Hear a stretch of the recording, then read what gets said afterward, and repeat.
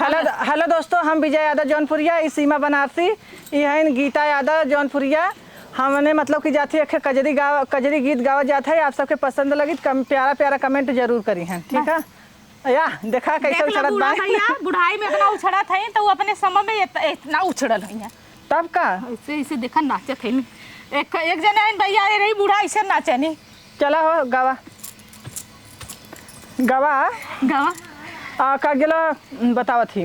गावा मेला संसावन सारनाथ का मेला तनी देखा दो बालमु।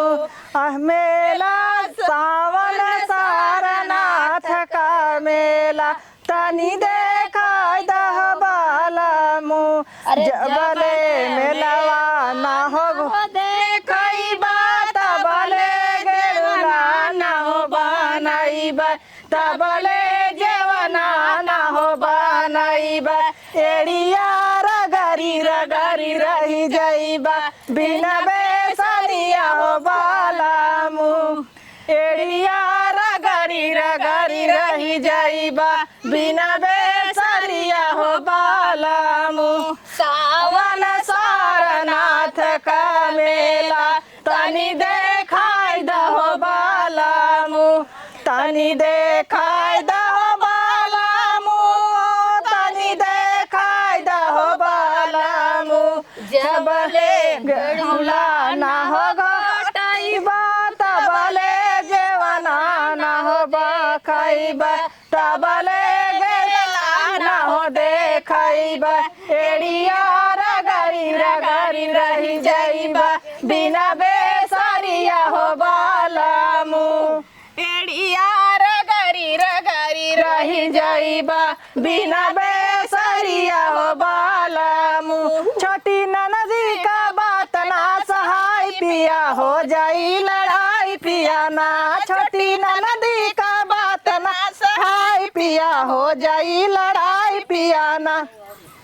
जबले बात ना समझाई तबले जेवना ना बनाई। जबले बात ना समझाई तबले जेवना ना बनाई। छोटी ननदी का बात ना सहाय पिया हो जाई लड़ाई पिया ना। छोटी ननदी का बात ना सहाय पिया हो जाई लड़ाई पिया ना।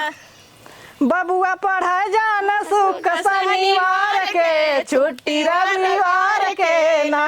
बबुआ पढ़ा जान सुख शनिवार के छुट्टी रविवार के ना। बबुआ पढ़ा जान सुख शनिवार के छुट्टी रविवार के ना। बबुआ पढ़ा जान सुख शनिवार के छुट्टी रविवार के ना। भैला स्कूल से फेल गई न सजिया पहले। स्कूल से फेल गई न सजिया पहले। तो भाग गए अपन दिशा छोड़ के घर से नाता तोड़ के ना। वो तो भाग गए अपन दिशा छोड़ के घर से नाता तोड़ के ना। बबुआ पढ़ा जान सुख शनिवार के छुट्टी रविवार के ना। हमारे नैहरे का याद जब आव पिया आवेला रवाई पिया ना। हमारे नैहरे का याद जब आव पिया आवेला रवाई पिया ना। हमारे नैहरे का याद जब आव पिया आवेला रवाई पिया ना। हमारे नैहरे का याद जब आव पिया छूटला रवाई पिया ना। अब कट कर रोक दे। हम रोक दे।